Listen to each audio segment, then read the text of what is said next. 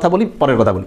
এবং ঠিক এরকম করে আল্লাহ যখন আমাদের এই মোহাম্মদ সাল্লাল্লাহু আলাইহি ওয়াসাল্লামের উম্মতের গাইডলাইন কী হবে সেইটাকে বলার ক্ষেত্রে উনি হচ্ছে ঠিক সূরা বাকারার যে 286টা আয়াত আছে তার ঠিক মিডল পয়েন্ট হচ্ছে 143।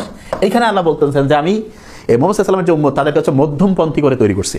এবং 143-এর ঠিক আগের সব জায়গায় আল্লাহ হচ্ছে যে ওই যে ওটাকে বলে বনি ইসরায়েলের যে হচ্ছে জীবন দশা তারা যা যা করছে সেগুলো নিয়ে বলছেন। আর এরপরে উম্মতের মোহাম্মদ সাল্লাল্লাহু আলাইহি ওয়াসাল্লামের যারা উম্মত তাদের হচ্ছে লাইফস্টাইলটা কেমন হবে সেইটার গাইডলাইন দিয়েছেন। এবং খুব মজার ব্যাপার সেটা হচ্ছে যে এই যে বিসমিল্লাহির রহমানির রহিম দিয়ে শুরু হয়েছে না কোরআন, এবং শেষ হয়েছে কি সূরা নাসের।